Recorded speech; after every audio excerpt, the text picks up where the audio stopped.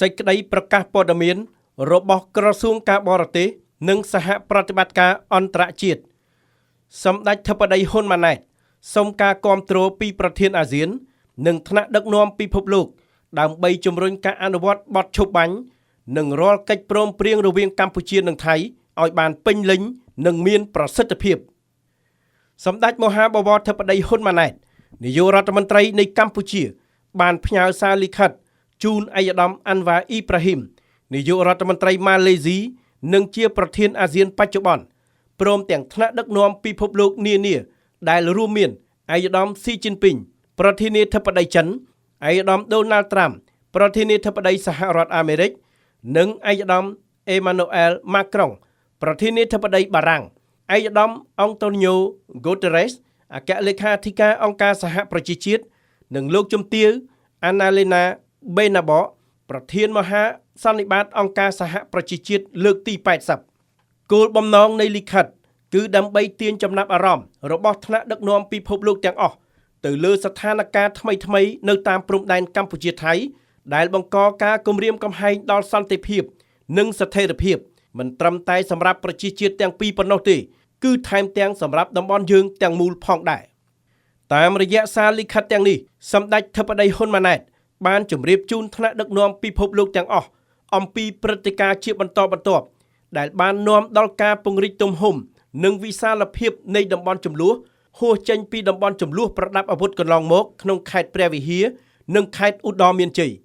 សម្ដេចធិបតីនាយករដ្ឋមន្ត្រីបានស្នើសុំថ្នាក់ដឹកនាំពិភពលោកទាំងអស់គាំទ្រនិងជំរុញឲ្យមានការគោរពពេញលេញនិងប្រកបដោយប្រសិទ្ធភាពចំពោះលក្ខខណ្ឌបទឈប់បាញ់និងកិច្ចព្រមព្រៀងទាំងអស់ដែលបានសម្រេចនៅក្នុងកិច្ចប្រជុំគណៈកម្មាធិការព្រំដែនទូទៅ GBC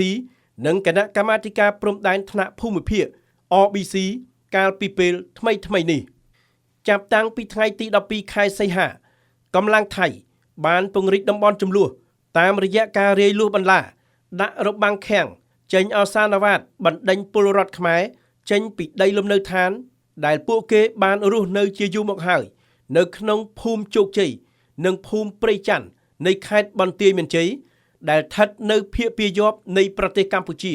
និងស្ថិតក្នុងចម្ងាយប្រមាណ200គីឡូម៉ែត្រពីតំបន់ជម្លោះដោយរៀបរាប់ខាងលើប្រជាពលរដ្ឋខ្មែរចំនួន25គ្រួសារត្រូវបានរារាំងមិនឲ្យចូលផ្ទះសម្បែងនិងស្រែចម្ការរបស់ពួកគេហើយថ្មីនេះអ្នកនាំពាក្យយោធាថៃក៏បានគំរាមកំហែងធ្វើការបណ្តេញចេញថែមទៀតនាពេលដ៏ខ្លីខាងមុខដែលនឹងប៉ះពាល់ដល់អ្នកភូមិរាប់រយគ្រួសារដែលមានសមាជិកសរុបប្រមាណជាង 1000 នាក់ដោយឡែកផ្អែកលើប្រភពគួរឲ្យទុកចិត្តបានយោធាថៃមានបំណងប្រើប្រាស់កម្លាំងដើម្បីដណ្ដើមយកទឹកដីនៅទីតាំងចំនួន17ផ្សេងទៀតនៅក្នុងតំបន់ចាប់ពីខេត្តពោធិ៍សាត់រហូតដល់ខេត្តកោះកុងដែលស្ថិតនៅប៉ែកខាងលិចនិងប៉ែកនិរតីនៃប្រទេសកម្ពុជាសកម្មភាពឯកតោភាគីខាងលើរបស់យោធាថៃគឺផ្អែកលើផែនទីខ្នាត1/50,000គូសជាឯកតោភាគីដែលផ្ទុយពីផែនទីខ្នាត1/200,000ដែលភាគីទាំងសងខាងបានព្រមព្រៀងគ្នានិងជាលទ្ធផលនៃការងារខណ្ឌសីមាព្រំដែនរបស់គណៈកម្មការព្រំដែនរវាងឥណ្ឌូចិននិងសៀមដែលបង្កើតឡើងតាមអនុសញ្ញាឆ្នាំ1904និងសន្ធិសញ្ញាឆ្នាំ1907រវាងបារាំងនិងសៀមទទួលស្គាល់ដោយតុលាការយុត្តិធម៌អន្តរជាតិ ICJ និងថែមទាំងត្រូវបានបញ្ជាក់ការទទួលស្គាល់ដោយកម្ពុជានិងថៃក្នុងអនុសារណៈនៃការយោគយល់គ្នាស្ដីពីការវាស់វែងនិងខណ្ឌសីមាព្រំដែនគោកដែលបានចុះហត្ថលេខានៅថ្ងៃទី14ខែមិថុនាឆ្នាំ2000អនុសារណៈឆ្នាំ2000អនុសារណៈឆ្នាំ2000នេះត្រូវបានចុះបញ្ជីនៅអង្គការសហប្រជាជាតិដោយភាគីថៃនៅថ្ងៃទី25ខែឧសភាឆ្នាំ2011និងមានបោះពុម្ពផ្សាយនៅក្នុងបញ្ជីកម្រងសន្ធិសញ្ញារបស់អង្គការសហប្រជាជាតិសកម្មភាពឯកតោភាគីរបស់ថៃគឺជាការប៉ុនប៉ងធ្វើការកំណត់ខណ្ឌសីមាព្រំដែន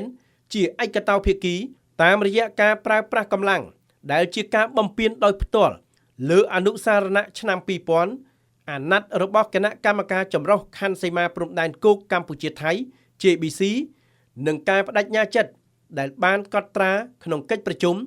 នៃគណៈកម្មាធិការព្រំដែនទូទៅ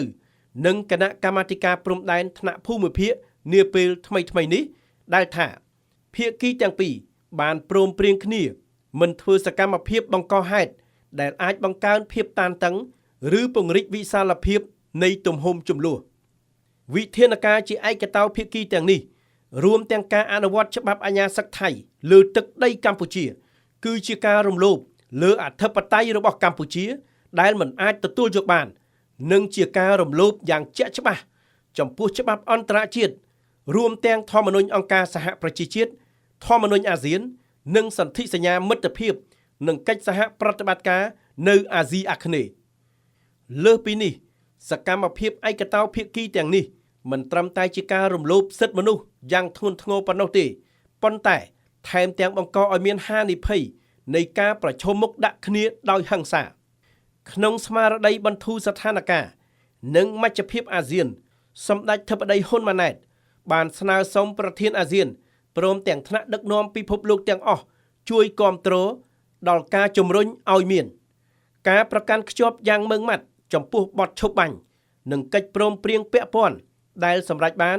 នៅទីក្រុងពុត្រាឆាយានៅថ្ងៃទី28ខែកក្កដាឆ្នាំ2025និងកិច្ចប្រជុំ GBC និង RBC នាពេលថ្មីនេះហើយបញ្ឈប់ជាបន្ទាន់នៅរាល់សកម្មភាពជាឯកតោភាគីដែលអាចបង្កើតភាពតានតឹងនិងពង្រីកទំហំនិងវិសាលភាពនៃជម្លោះការហាម5ប្រើកម្លាំងប្រឆាំងជនស៊ីវិលនិងទ្រព្យសម្បត្តិការរុះរើឧបសគ្គដែលទើបដាក់ថ្មីដូចជាលួសបន្លានិងសម្បកកង់រថយន្តក្នុងតំបន់ដែលប្រជាពលរដ្ឋខ្មែរបាននឹងកំពុងរស់នៅរាប់ទសវត្សរ៍និងក្នុងតំបន់ដែលការកំណត់ខណ្ឌសីមាព្រំដែននៅមិនទាន់បានដោះស្រាយបញ្ចប់ការបញ្ឈប់ផែនការបណ្តេញចេញដោយបង្ខំនិងអនុញ្ញាតឲ្យប្រជាពលរដ្ឋខ្មែរដែលត្រូវបានបណ្តេញចេញរួចហើយអាចវិលត្រឡប់ទៅកាន់លំនៅឋាននិងដីរបស់ពួកគេវិញការបញ្ឈប់ការប្រើប្រាស់ឬគម្រោងប្រើប្រាស់កម្លាំងយោធាដើម្បីធ្វើការកំណត់ខណ្ឌសីមាព្រំដែនជាឯកតោភាគីហើយអនុញ្ញាតឲ្យយន្តការទ្វេភាគីដែលមានស្រាប់ពោលគឺគណៈកម្មការខណ្ឌសីមាព្រំដែនគោកនិងគណៈកម្មាធិការព្រំដែនទូទៅបន្តធ្វើការងារដោយសន្តិវិធីផ្អែកលើមូលដ្ឋានកិច្ចព្រមព្រៀងអនុសញ្ញានិងសន្ធិសញ្ញានិងច្បាប់អន្តរជាតិដែលមានស្រាប់និងការដោះលែងជាបន្ទាន់ដោយគ្មានលក្ខខណ្ឌនិងការធ្វើមាតុភូមិនិវត្តន៍យោធិនកម្ពុជាចំនួន18រូបដែលកំពុងស្ថិតក្រោមការឃុំឃាំងនៅប្រទេសថៃសម្ដេចធិបតីនាយករដ្ឋមន្ត្រីនៃព្រះរាជាណាចក្រកម្ពុជាបានបញ្ជាក់ជាថ្មីអំពីការបដិញ្ញាចិត្តយ៉ាងមុតមាំក្នុងការដោះស្រាយវិវាទដោយសន្តិវិធីស្របតាមច្បាប់អន្តរជាតិនិងធ្វើការជាមួយប្រទេសថៃនិងអាស៊ានដើម្បីរក្សាស្ថិរភាពជំរុញកិច្ចសហប្រតិបត្តិការនិងលើកកម្ពស់សុខុមាលភាពរបស់ប្រជាជនយើងទាំងអស់ថ្ងៃពុធ10រោចខែផុតបុត្រឆ្នាំអាសាញ់សប្តាហ៍ស័កពុទ្ធសករាជ2569រាជធានីភ្នំពេញថ្ងៃទី17ខែកញ្ញាឆ្នាំ2025